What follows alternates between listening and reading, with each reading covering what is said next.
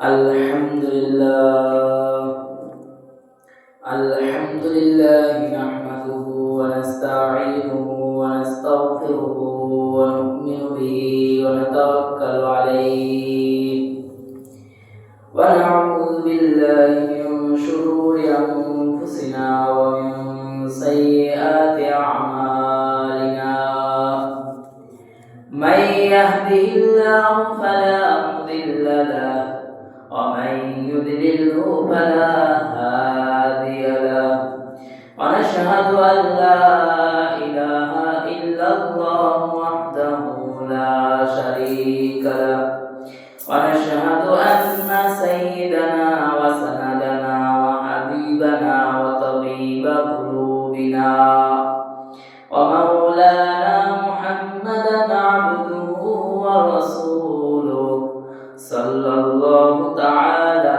عليه وعلى آله وأصحابه وبارك وسلم تسليما كثيرا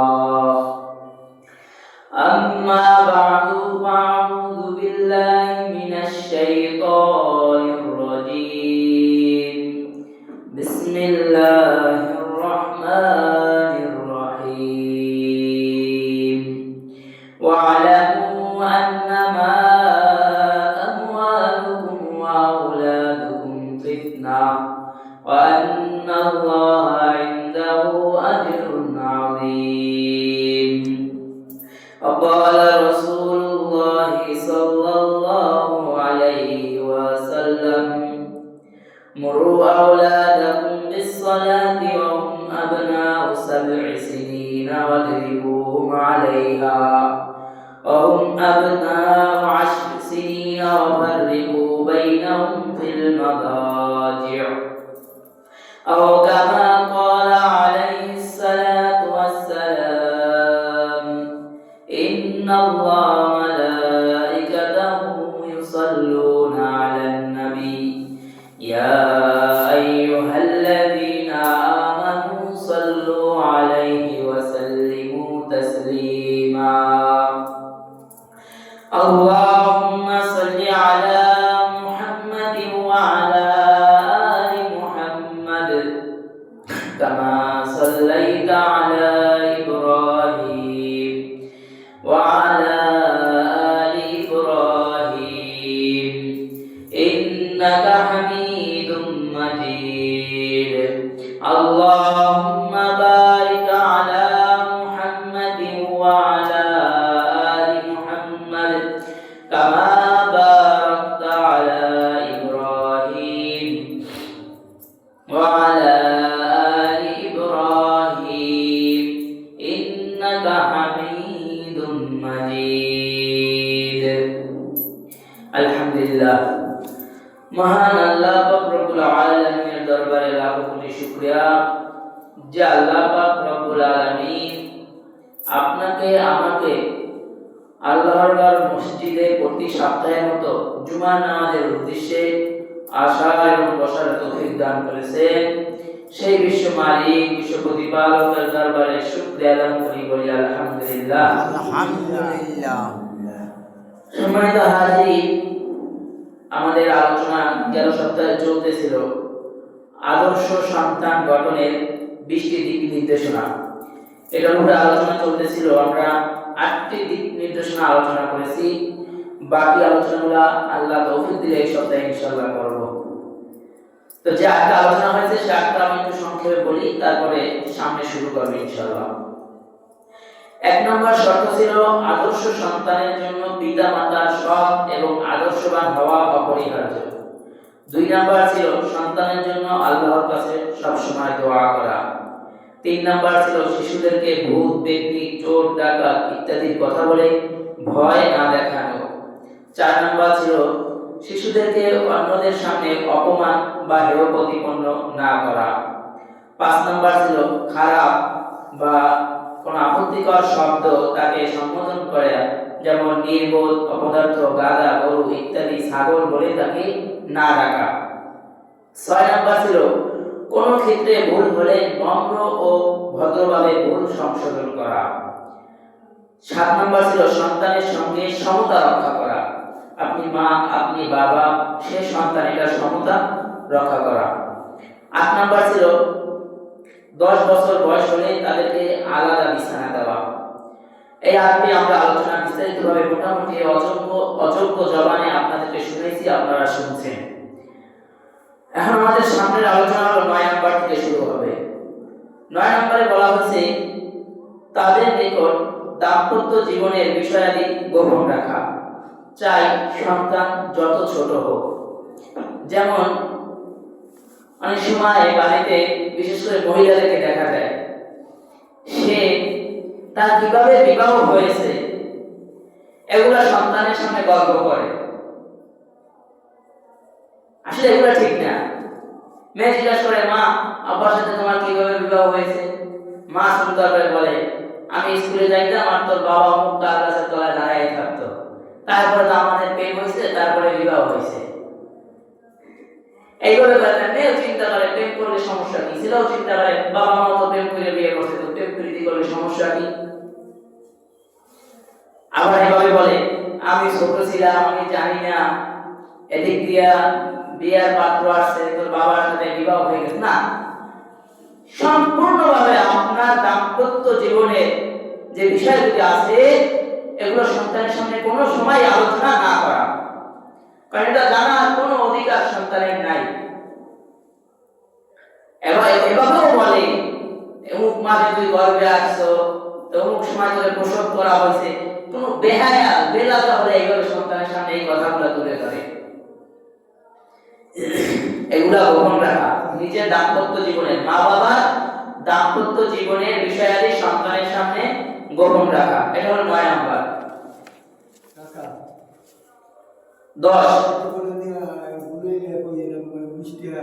10 নম্বরে শিশুদের সামনে মায়ের পাতলা টাই বা এমন পোশাক পরিধান না করা যাতে তার গোপন অঙ্গগুলো ফুটে ওঠে। যেমন মহিলারা মনে করে পর্দা শুধু বাহিরে গেলে পর্দা করতে হবে, ঘরের ভিতর পর্দা নাই। কিন্তু বলা হয়েছে কি শিশুদের সামনে, সন্তান শিশু মানে কি ছোট, আমরা যেটা মনে করি একদম বাচ্চা, এই বাচ্চার সামনেও মা এমন ভাবে থাকবে যাতে তার গোপন অঙ্গগুলো ফুটে না ওঠে, ফুটে না ওঠা। যেমন মা কাকু টাইট ড্রেস পরে, বডি ফিটনেস ড্রেস পরে, উড়নি রাখে না, আরো টাইট ড্রেস পরে। এখন তো বর্তমান যুগে একটু চুপ করে, বর্তমান যুগে তো প্যান্টও পরে, শার্টও পরে, এগুলো পরে সন্তানের সামনে বসে থাকে। মা যখন, এমনকি মহিলারা পোশাকও চেঞ্জ করে সন্তানের সামনে।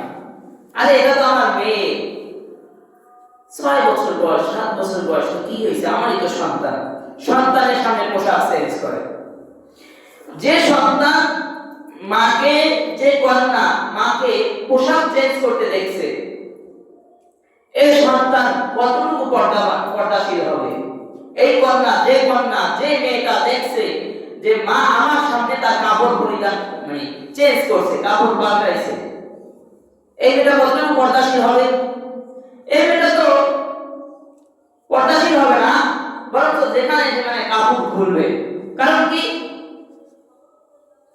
তার মা তার সামনে কাপড় পরিবর্তন করছে, অথচ সে যে কাপড় পরিবর্তন করবে এটা কখনো মেয়ে দেখতেও পারবে না। তাহলে ওই মেয়ের ভিতরে একটা জিনিস কাজ করবে, বড় হবে যে আমি তো আমার মাকে কোন সময় কাপড় চেঞ্জ করতে দেখি নাই। তার মানে যেখানে সেখানে কাপড় চেঞ্জ করা যায় না, এটা শিক্ষা দেওয়া লাগে না, অটোমেটিক শিক্ষা এসে যাবে যদি ঘরের মায়েরা ঠিকভাবে চলে। ঘরে বাড়ির সন্তান বসে থাকে, ছেলে 18 বছরের বিয়ার উপযুক্ত ছেলে বসে থাকে, মা তার ওড়না ছাড়া সন্তানের সামনে বসে থাকে।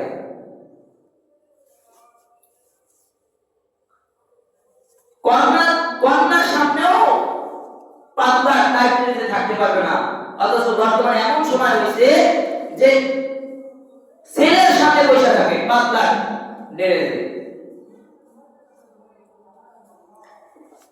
উচিত হলো শিশুদের সামনে, শিশু উল্লেখ করছে এখানে, বালের সন্তান উল্লেখ করে নাই। তাহলে শিশুদের সামনেই যদি টাইট পোশাকে না করতে পারে, বাবা আন্ডার প্যান্ট করে জানতে পারে সন্তানের সামনে করে, সন্তান দেখতেছে, এ মনে করতেছিল আমার সন্তান, এও পরে যখন বালে হয়, এও যখন আন্ডার প্যান্ট আর জাঙ্গিয়া পরিত নাই, এও বাবার সামনে এসে পড়া শুরু করে দেয়। তখন বলে দেখো কত বড় বেদব সন্তান, আমার সামনে এসে প্যান্ট পরিবর্তন করে। আরে না, আপনি তো ছোটবেলা থেকে ওর সামনে পরিবর্তন করছেন, ও তো এটা শিখে নাই যে এটা আলাদা গোপনে পরিবর্তন করতে, এটা তো শিখে নাই। আর আপনি যদি গোপনে পরিবর্তন করতেন, গোপনে প্যান্ট করতেন, তাহলে সন্তান বাড়ি হওয়ার পর যখন তার ছোট প্যান্টের প্রয়োজন হয় তখন বলতো আমার ছোট প্যান্টের প্রয়োজন হয়, বাবা তো পোশাক পরতে দেখি নেই।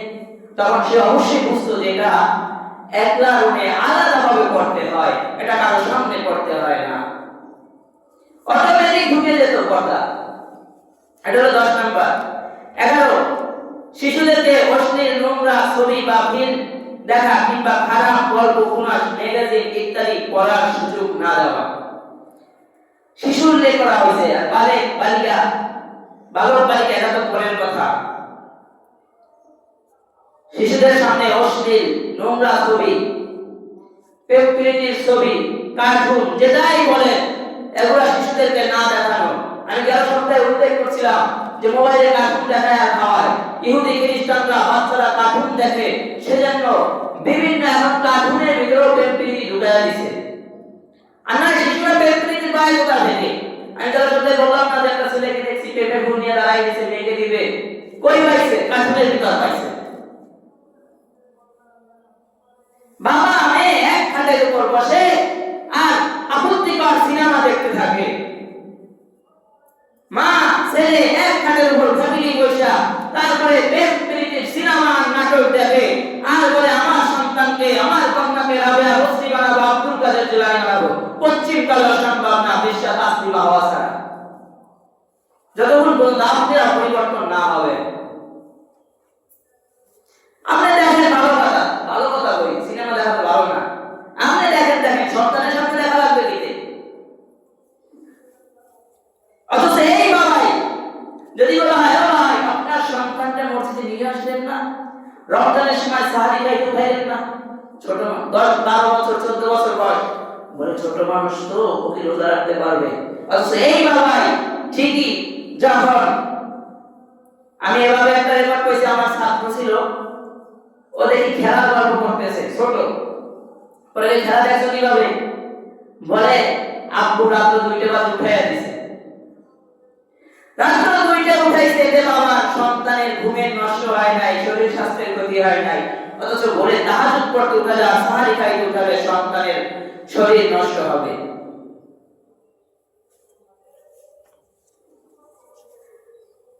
এখন আমরা ছিল, এবং অনেক সময় আমরা সন্তানদেরকে গল্পের বই কিনে দিই। আপনি গল্পের বই কিনে দেন, যেমন বিভিন্ন বই আছে, ছোটদের নবীজির গল্প, এরকম বই আছে, ছোটদের হযরত ওমরের গল্প, ছোটদের হযরত আবু বকরের গল্প, ছোটদের হযরত আলীর গল্প, এরকম সাহাবায়ে কেরামের নামে, নবীদের নামে বিভিন্ন গল্পের বই আছে, এগুলা দেন। কিন্তু এগুলা দেয় না অমুক ভূতের আক্রমণ করছে, অমুক তাল গাছের শয়তান খেজুর গাছের শয়তান মারামারি করছে, এই ম্যাগাজিন আর এই গল্প কিনা দিছে সন্তানকে। ঠাকুমার চুরির গল্প বই কিনে দিয়েছেন সন্তানকে, কিন্তু ভালো বই কিনা দেন নাই। এই সমস্ত ম্যাগাজিন বই সন্তানদেরকে না দেওয়া, বরঞ্চ আপনি এখন বর্তমানে ইহুদি খ্রিস্টানরাও ইসলামিক বই বাইর করতেছে বিভিন্ন লেখা। এই জন্য বই কেনার আগে ওলামায়ে কেরামের কাছে গিয়া জানতে হয় যে কোন বইটা কিন্তু উপকার হয়। এই জন্য ভালো গল্পের বইগুলা কিনা দেন, পড়ুক, শেখো, ওটার ভিতরে শিক্ষা আছে। কিন্তু অসভ্য আর বেহায়া বেলাজা লেখকদের বই কিনা দিলে আপনার সন্তান একটা বেহায়া আর বেলাজাই হবে, আদর্শবান হবে না। 12 নাম্বার, 7 বছর বয়স পূর্ণ হলে নামাজের আদেশ দেওয়া। যখন সন্তানের 7 বছর বয়স হবে তখন তাকে বলা নামাজ পড়ো, নামাজে যাও, এবার এই নামাজে যাও, নামাজ পড়ো, এই আদেশটা কেমন হবে? আপনি নামাজ পড়বেন না, আপনি 5 ওয়াক্ত নামাজের এক ওয়াক্ত মসজিদ থেকে বিড়ালের জন্য আর ঘরে বসে বলবেন এই যা মসজিদে যা, আগুন দিছে কাজে কে ওর ভিতরে এই জিনিস কাজ করবে, আইছে নিজে নামাজ পড়ে না, হে আমারে পাড়ায় লিমা তাকুলুনা মা লা তাফআলুন, এমন কথা কেন বলো যে নিজে মানো না? 7 বছর বয়সের সন্তানকে নামাজে গুরুত্ব দেওয়া, বরঞ্চ অনেক সময় সুন্নাত বাসায় গিয়ে পড়া, সন্তান ছোট থাকলে এখনো সুন্নাত নামাজ, আবার সুন্নাতটা যদি বাসায় পড়ে তাহলে এটা আরেকটা সুন্নাত। সুন্নাত বাসায় পড়া কি আরেকটা সুন্নাত। যদি এমন আশঙ্কা থাকে বাসায় গেলে সুন্নাত হবে না, বাসায় গেলে পড়ার দরকার নাই, এই দেখেন না সালাম ফিরে দৌড় দিকে আপনার নামাজ দাঁড়ায় যাবেন, আমার সুন্নাত ছুটে যাবে, এই জন্য আমি রুমে গিয়ে সুন্নাত করি। ছোট সন্তান থাকলে সুন্নাতটা মাঝে সাথে বাসায় গিয়ে পড়া, এই বাবা আয় পাশে গিয়ে দাঁড়াবেন, আরে ওর কিছু বলতে হবে না, অস্ত্র ভাষা করতে হবে না, আপনি নামাজে দাঁড়াইছে ওই আপনার সাথে শেষদার মতো শেষদা দিতে, এই জন্য আপনার নামাজ কবুল হয়ে যাবে, আপনি এই জন্য নামাজের সওয়াব পাবেন। ও শেষদা দিতে পারে নাই, কিন্তু আপনি যেভাবে করছেন ওটা ও ভালো করছে, এরকম করছে, এর জন্য আপনার নামাজের সওয়াব পাবেন, আপনার নামাজ কবুল হয়েছে কিনা সন্দেহ আছে। এই জন্য বাচ্চাদেরকে সাথে নিয়ে দাঁড়ানো, মাঝে মধ্যে বাচ্চাদেরকে মসজিদে নিয়ে আসা, কয়জন নিয়ে আসে? যে বাচ্চা এই 7-8 বছর বয়সে 10 বছরের ভিতরে নামাজি হবে, ওই সন্তান মৃত্যুর আগ পর্যন্ত যত ব্যস্ততা থাকুক কোনো সময় নামাজ ছাড়বে না, কারণ তার নামাজের প্রতি মন ঝুঁকে গেছে। যত ব্যস্ততা টাইম হয়েছে পড়তে পারে নাই, পরে একা পড়বে, কিন্তু ছোট সময় যখন নামাজ শিখে নাই। বরঞ্চ আমাদের সমাজে এখন এমন দেখা যায় বাচ্চারা যদি মসজিদে আসে আর যদি দুষ্টুমি করে তাহলে ওদেরকে মাইক বের করা হয়। এই বিষয়ে আমার একটা উদাহরণ আছে, আমি এটা আরো প্রায় জায়গায় বলে আসছি। ছোটদের চুম্বক দেখছি, আমি সেটা খেয়ে নেই, মানে ছাত্র ভাইদের হাতে দেখছি গোল গোল করে কেমন যেন একটা চুম্বক ছিল দুইটা, একটা এরকম উপরে মারলে দুইটা একসাথে যখন হয় তখন একটা শব্দ হয়, দেখছেন কিনা জানি না, দুইটা চুম্বক আছে না এরকম বাচ্চারা খেলে, একটা উপরে মারলে যখন মেরে তখন কি হয়, শব্দ হয় না একটা। বাচ্চারা তো চুম্বকের মতো, একটা যখন আরেকটার সাথে রাখবে তখন তো ভূমিকম্প হবে। এই জন্য ওদেরকে ফাঁকে ফাঁকে নিয়ে দাঁড়ানো, এই সব পিছে যা, আর আমরা পাইতে সুযোগ যে শব্দে একবারে পিছিয়ে যাচ্ছি, মসজিদ উল্লেই ভালো না, বাচ্চাদেরকে ফাঁকে ফাঁকে দাঁড়া করা, তাহলে আপনার নামাজও ব্যাঘাত করবে না, তারপরও একটু ডিস্টার্ব করবে, কিন্তু ওদেরকে ডাকলেও যাবে না, হ্যাঁ মসজিদে আইসো আদর তারা শিখায় নাই মামা ভাই আই দুষ্টুমি করছো, এই যে এগুলো ওদেরকে বলা যাবে না। আজকে আসছো দুষ্টুমি করছো বাবা, সামনে এসে আর দুষ্টুমি করবে না, তাহলে তোমাকে একটা চকলেট দিব, তোমাকে একটা বিস্কুট দিব, এরকম বলা, তাহলে ওরা দুষ্টুমি করবে না। আর যখন কি করে তুই মসজিদে দুষ্টুমি করছো তুই আর আমি না, এই সন্তান আর মসজিদে আয় না, বাবা মা বাবা দিয়ে দেয় আয় বাবা মসজিদে আয়, বাবা বাবা আর আয় না, ওই যে একজনের বই দিছে মসজিদে আয় না, হয়তো ভিতরে ভয় কাজ করে না, এগুলো না করা। বাচ্চারা আসলে ভাগে ভাগে দাঁড়া করানো, ওদেরকে আরো মসজিদে আসার জন্য উৎসাহ দেওয়া, কারণ আপনার সমাজে এই ছোট বাচ্চারাই এই মসজিদে ভবিষ্যৎ মুসল্লি, নাকি আপনি কিয়ামত পর্যন্ত বাইসে থাকবেন যে না আমরা কিয়ামত পর্যন্ত বাইসে থাকবো, আর নতুন মুসল্লির দরকার নাই, কেউ আসবে না মসজিদে থাকবে। আপনি মৃত্যু করার পর এই রাখার ভিতরে আপনি মারা যাবে না, ওরাই তো এই উত্তরাধিকার হবে, ওরাই তো নামাজি হবে, তো যদি এই ছোটবেলা মসজিদে না আসে বুড়া হয়ে আসবে। এই জন্য বাচ্চাদেরকে নিয়ে আসা এবং ভাগে ভাগে দাঁড়া করানো। আরে ভাই নামাজের বাচ্চারা থাকলে হুকার কি, আপনার আমার নামাজ কবুল না হইতে পারে, কিন্তু দুষ্টুমি করলো, ওই দুষ্টুমির ভাগে যে একটা সেজদা দিছে, ওর এই নামাজের অবস্থায় একটা সেজদার কারণে আপনার আমার নামাজ কবুল হওয়ার সম্ভাবনা বেশি থাকে। এই জন্য বাচ্চাদেরকে নিয়ে আসে কিন্তু ভাগে ভাগে দাঁড়া করানো। বলে আমরা আমাদের সমাজে হলো কি সব একসাথে পিছে পাঠাই দেয়, সব একসাথে পিছে পাঠাই দেয় আর এরা লাগাই দেয়, বাস এরপর আর সামনে গিয়ে নামাজ পড়ে না, এটা না করা। 7 বছর বয়সে সন্তানকে নামাজের আদেশ দেওয়া। 13 নম্বর 10 বছর বয়স থেকে তাকে নামাজ না পড়লে হালকা ভাবে মাইক বের করা, প্রহার করা। 7 বছর বয়স থেকে বলছেন, এই সন্তান যাও নামাজ পড়ো, এই সন্তান নামাজ পড়তে যাও, আযান হইছে, যাও বললেই হবে না, নিজেকেও আসতে হবে। আরে তোর বিদ্রোহী জিনিস কাজ করবে। আব্বা নিজে নামাজ পড়ে না, আমারে করে, মা নামাজ পড়ে না, আমারে করে। এজন্য নিজেও পড়তে হবে, সন্তানকে উৎসাহ দিতে হবে। এবার আসে 10 বছর বয়স হলে নামাজ না পড়লে কি করা? প্রহার করা। এই বাইকটা কিভাবে দিবেন? গালের উপরে, মাথা থেকে গলায় দিকে আঘাত করা নিষেধ আছে হাদিসে। মাথা থেকে গলায় দিকে মাইকেল করা নিষেধ আছে, এবং এমন ভাবে মারা যাতে গায়ে দাগ না পড়ে।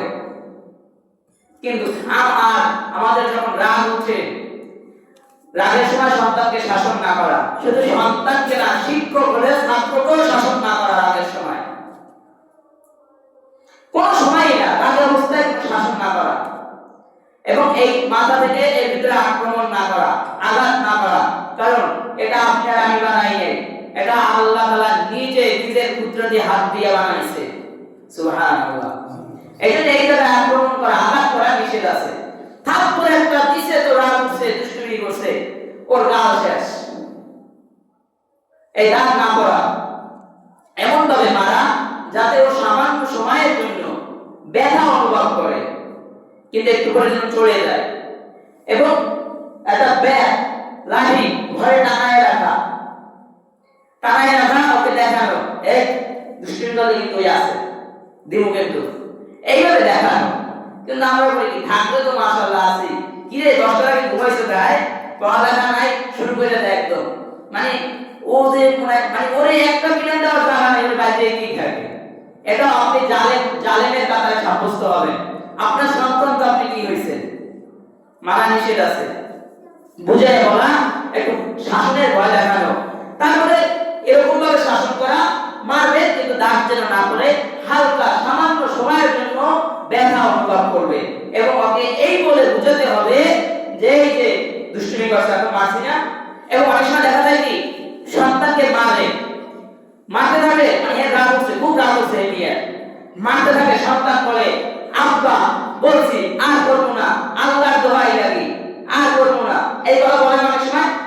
যখনই সে আল্লাহর নাম নেবে, চাই আপনার সন্তান হোক, চাই সমাজের চোর হোক, চাই সমাজের সবচেয়ে বদমাশ হোক, যদি কোনো সময় কেউ আপনার শাসন করা অবস্থায় বলে আল্লাহর দোহাই লাগি আমাকে মাফ করে দেন, সাথে সাথে আপনার হাত উঠিয়ে দিতে হবে।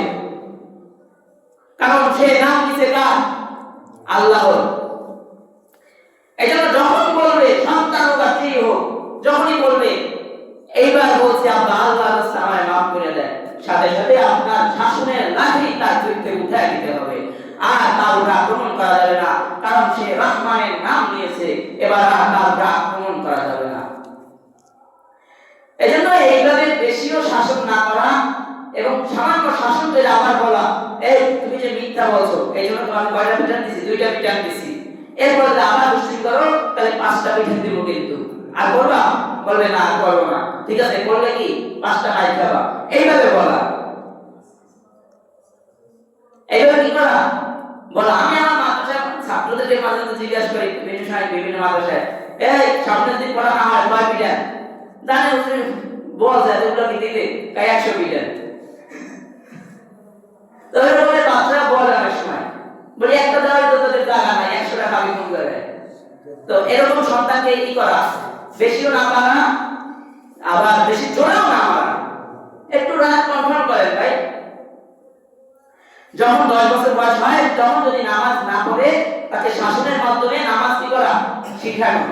তবে এই শাসনটা কি, নিজে নামাজ না পড়িয়া, নিজে নামাজ পড়ে না, নিজে কোরআন পড়ে না, কিছু করে না, সারাদিন নিজে থাকে উল্টাপাল্টা কামে, এই সন্তানদের খাজি সে বানাইতে চায় না। আগে নিজে ঠিক হবে, নিজে নামাজি হবে, নিজে সত্যবাদী হবে, নিজে হালাল খাবে, নিজে সব সময় আল্লাহর আদেশ এবং নিষেধের উপর চলাফেরা করবে, তারপরে আদেশ দিয়ে আপনার সন্তান আদেশ অমান্য করবে না।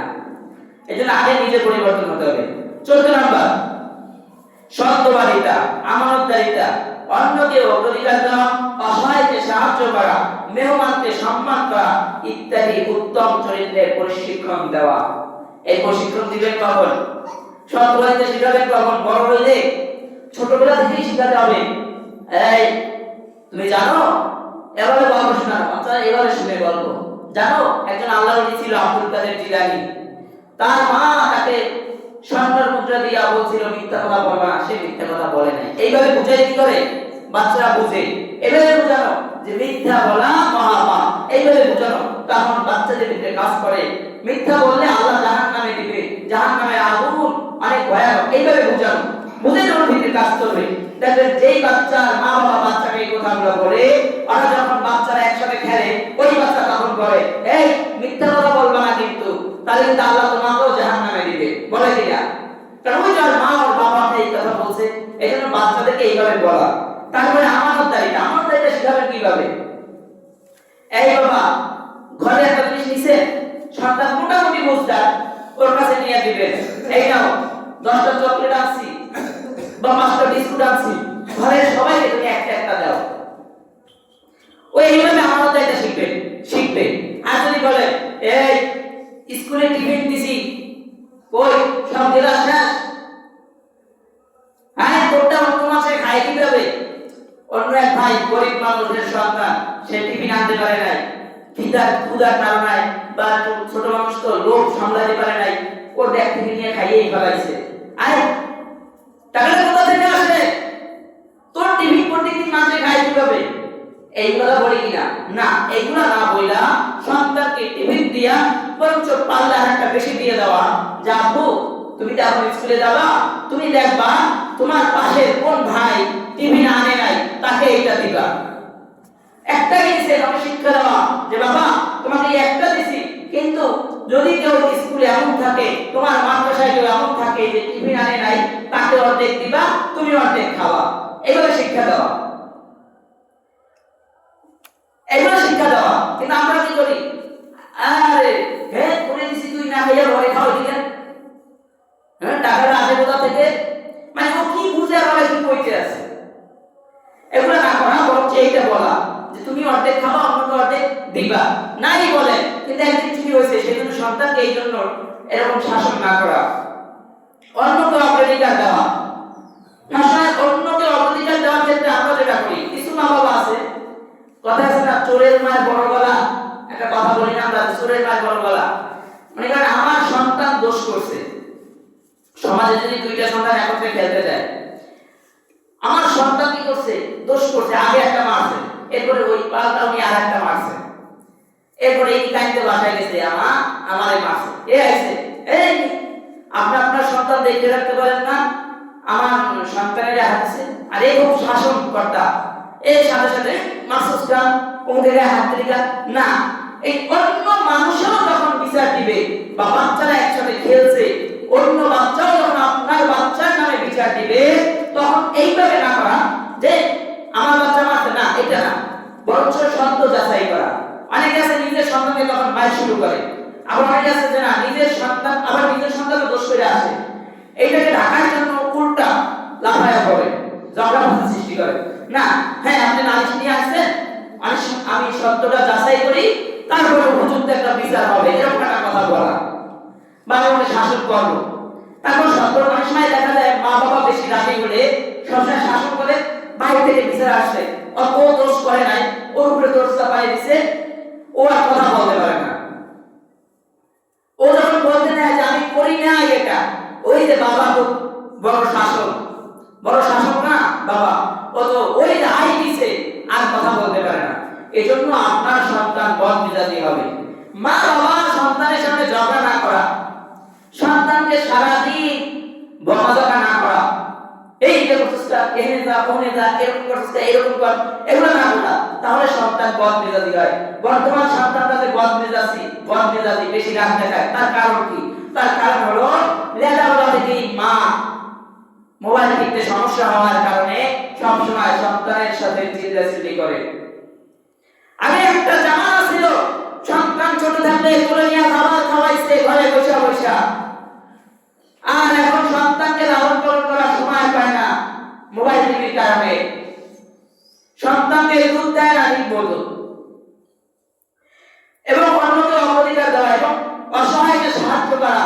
যেমন কোন গরিব আপনার বাড়িতে গেছে, তাকে বোঝানো যে ওই দেখো একজন তোমার কাছে আল্লাহ কাছে কিছু চাইতেছে, এই 5 টাকা নাও, তাকে দিয়ে আসো, এই 1 ফুট চাল নাও, তাকে দিয়ে আসো।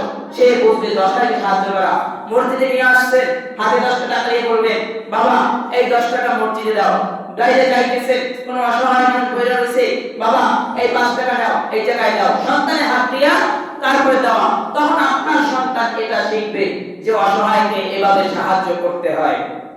মেহমান আসলে মেহমানকে মেহমানদারি করানো, আপনার যা আছে পানি আছে পানি দিয়ে মেহমানদারি করা, কিন্তু এইটা শিক্ষা দেওয়া সন্তানকে, এই নাও এটা মেহমানের সামনে দাও, এখান থেকে তুমি ধরবা না, তুমি আলাদা খাবা, এরকম শিক্ষা দেওয়া। কিন্তু আমাদের সমাজে সন্তানরা মেহমানদের এমন কথা বলে মনে হয় যেন ভিতর থেকে শিখাইয়া দিছে, আর মেহমানও কিছু আছে রাগ করে একে। কিন্তু এই সমস্ত না করা, মেহমানকে যেভাবে সম্মান করা উচিত সেটাও সন্তানকে শিক্ষা দেওয়া ইত্যাদি আরো উত্তম চরিত্র আছে। যেমন এক ঘর থেকে মানে আমার ঘর থেকে আমি অন্য কোনো কারো প্রতিবেশী ঘরে যখন প্রবেশ করবো তখন কি করা, যাই এই দরজাটা ধাক্কা দিয়ে ঠাস করে ঢুকে পড়া নাকি? না, এটা আদব না। সন্তানকে শিক্ষা দেয় এভাবে, নিজে ঘরে ঢুকবেন, বললাম আপু দাঁড়াও, এখানে দাঁড়ায় 3 বার সালাম দিবা, 3 বার সালাম দিয়া আমি যদি বলি তুমি ভিতরে আসো তাহলে আসবা, আর না তুমি চলে যাবা, এইভাবে শিক্ষা দেওয়া। কিন্তু আমরা তো আছি আল্লাহ, আমরা নিজেরাই জানি না যে এক জায়গায় গিয়া আরে দরজা টাকাইতে থাকি তো টাকাইতেই থাকে, খুলে না দরজা এরপর টাকাইতেই আছে। এরপরে যখন বাইরে আরে কি অবস্থা, 1 ঘন্টা ধরে দরজা টাকাইতেছে, দরজা খুলেন না, শুরু হয়ে যায়। আসলে না, যে 3টা সালাম দিবেন, 3টা সালাম দিবেন, ভিতর থেকে কোনো সারা শব্দ পান নাই, আপনি চলে যান, আবার পরে আসেন। এটা আলো, আর এটা সন্তানকেও এইভাবে শিক্ষা দেওয়া। এবার 15 নাম্বার, মিথ্যা গালাগালি, নোংরা ও নিচু মনের শব্দ ব্যবহার না করতে অভ্যস্ত করা। আপনিও বিভিন্ন আদিবাসী ভাষায় এখন বর্তমানে বাচ্চারা গালিগালাজ করে বেশি, এগুলো আপনি বলছেন এই জন্য শিখছে, আপনি পাইছে কোথায়, এটা গালি এটা পাইছে কোথায়, এটা নিজেরাও করবেন না। সন্তান যদি কখনো কোনো খারাপ বাজে ভাষায় গালিগালাজ করে তখন ওই যে যেভাবে শাসনের কথা বলছি ওইভাবে শাসন করা, যে তুমি যদি আর কোনো সেই কথা বলো তাহলে তোমাকে কিন্তু পিটান দিব, আর কোনো সময় গালি দিবা না, এইভাবে শিক্ষা দেওয়া। 16, বাল্য বয়সে ইসলামের মৌলিক বিষয় সম্পর্কে জ্ঞান দান করা।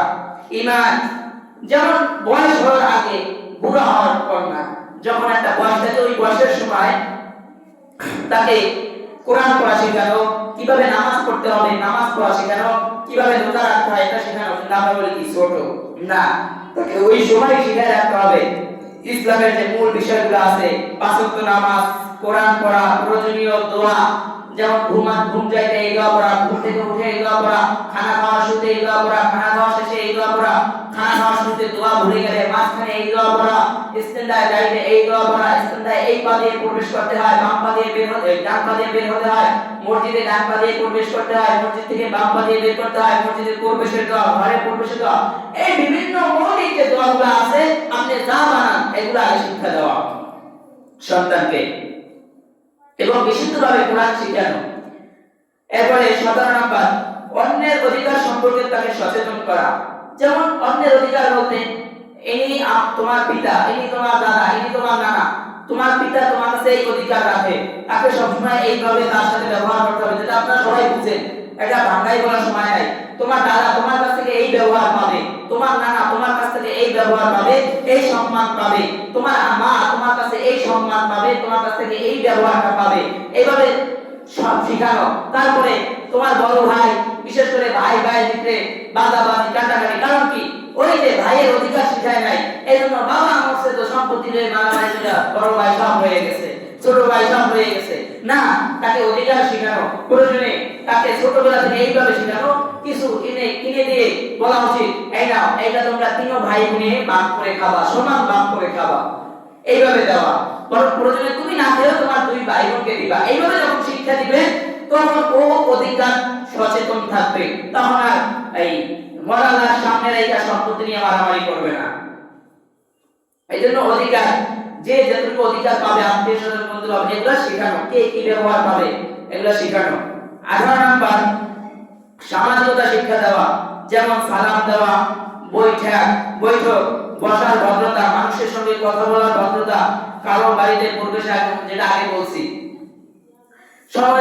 সমাজ শিক্ষা দেওয়া। ইসলাম শিখাই অটোমেটিক সমাজ শিক্ষা পেয়ে যাবে। একজন মুরব্বীর সামনে কিভাবে বসতে হবে এটা শিক্ষা দাও। মুরব্বী একজন বসছে, এও যাই এরকম ঠ্যাং উপরে ঠ্যাং উঠায় বসছে, মানে এও এখন নেতা, এইভাবে আছে না? না, মুরব্বীদের সম্মান বজায় রাখা ঠিক শেখানো, যে মুরব্বীদের সামনে সবসময় এইভাবে ছোট হয়ে বসবা যাতে আদব রক্ষা পায়। একটা যে এরকম বসতে পারবে না সেটা না, মানে তাকে আদব শিক্ষা দেওয়া। এই জন্য বিভিন্ন ভাবে যে এইভাবে বসতে হবে, এইভাবে বসলে আদব রক্ষা হবে, এগুলো তাকে শিক্ষা দেওয়া ছোট সময় থেকেই। বসার ভদ্রতা, তারপর একজন মুরব্বীর সামনে দাঁড়ায় কিভাবে কথা বলবে এগুলো শিক্ষা দেওয়া। আছে মুরব্বী কথা কয়, এই আর একটু তাকায় কথা কয়, এই তোর বাপে ভালো আছে, আমার বাপে ভালো আছে, এরকম করে কিনা? ওই দেখতে একটু বাপের লাগে বাস দিল, এখন হেড দিকে চায় না, যাওয়া বাপের লাগে না। এভাবে শেখানো যে যখন তোমার সাথে কেউ কথা বলবে সুন্দর মতো তার দিকে তাকিয়ে সুন্দর মতো কথা বলবা। কিন্তু ওই বাপেও আর একটু তাকায় কথা বলছে, দেখছে বাপে এও আর একটু তাকায়, হ্যাঁ আছে ভালো, মানে এর কোনো মূল্যায়ন করতেছে না। এই আর তখন মুরব্বী কি হয়, রাগবিক হয়, বরং তখন বদদোয়া হয়। এই জন্য আদব কায়দা শেখানো। 19 নাম্বার, কম্পিউটার, ইন্টারনেট, মোবাইল ইত্যাদি টেকনোলজি ব্যবহারের আদব শিক্ষা দেওয়া, যেটা এখন বর্তমানে সবচেয়ে বেশি গুরুত্বপূর্ণ। শিশু বাচ্চাও দেখবেন মোবাইল যা বুঝে আবার এখন আমিও বুঝি না, মানে মোবাইল এখন বাচ্চারাও কি করে খুব ভালো বুঝে। এই জন্য কম্পিউটার, ইন্টারনেট, মোবাইল যা আছে যদি একান্ত আপনার প্রয়োজন হয় তাকে দেখা না দেওয়াটাই ভালো, পুরো না দেওয়াটাই ভালো। বলে অনলাইনে ক্লাস, হ্যাঁ না কিসের অনলাইনে ক্লাস, বই কিনা দেন, ঘরে বই পড়বে। অনলাইন ক্লাস হয়েছে করোনা থেকে শুরু হয়েছে, আর একজন বলে গেছে ঘরে ঘরে মোবাইল দিয়ে দিয়েছে, আমি দিছি, এই তো দিয়ে গেছে মোবাইল। আর এই মোবাইল দিয়া সারাদিন অনলাইন বলে তাই 10টা 11টার সময় অনলাইনে ক্লাস করে। মোবাইল একটা কিনে দিছে, কই রে মোবাইল কি বসকা, তাই অনলাইনে ক্লাস করতেছে, তাই 12টা ক্লাস কি অনলাইনে ক্লাস করে। আপনি মোবাইল কিনে দিয়েছেন, প্রয়োজন হয়েছে, আপনি একটা টাইম করেন, এই টাইম থেকে এই টাইম মোবাইল তোমার কাছে থাকবে। যদি কিনে দেন, বড় হয়েছে, এখন 10 এ পড়ে, 9 এ পড়ে, কিছু বন্ধু বান্ধব আছে এদের কাছে পড়া জিজ্ঞাসা করলে তার হইতেই পারে, আপনি একটা করেন, টাইম ধরেন যে এই টাইম থেকে এই টাইম তোমার কাছে মোবাইল থাকবে, রাত্র 9টা 8টা 10টা, এরপর আর সন্তানের কাছে মোবাইল থাকবে না। মোবাইল আপনি জমা নিয়ে নেবেন, আবার পরের দিন পড়ালেখা শেষ হলে একটু ফাঁকে দিবেন। এইভাবে মোবাইল দেওয়া, সারাদিন মোবাইল না দেওয়া, অটোমেটিক পিডিএফ না দেওয়া, যতক্ষণ পর্যন্ত সে উপযুক্ত একটা জায়গায় না পৌঁছাবে।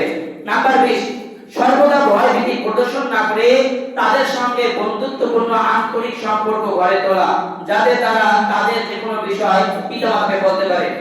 বন্ধুত্ব বলতে একেবারে পুরো বন্ধু বা দোস্তি তা না, এইভাবে বলা যাতে অনেক সময় দেখা যায় সন্তানের সাথে বাইরে কেউ কোনো খারাপ আচরণ করেছে, অপরাধ করেছে, বা বাইরে খেলতে গেছে দুইজন মারামারি করছে, বা সন্তান পাচার খাইছে, মানে মা বাবা এতটা ভয়ঙ্কর থাকে যে সন্তান ব্যথা পাইছে এটাও মা বাবার কাছে বলার সাহস পায় না, মানে ঠ্যাংতে ভাঙছে এটাও এসে বলতে পারে না।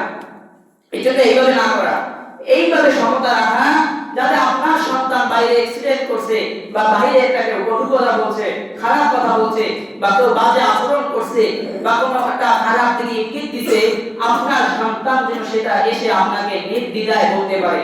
আপনার সন্তানের জন্য এরকম মনে না হয় এটা বললেই আমার বাবা আমাকে ধমক দিবে, এটাও যে আব্বার সাথে বলা যায়, এইগুলো না করা।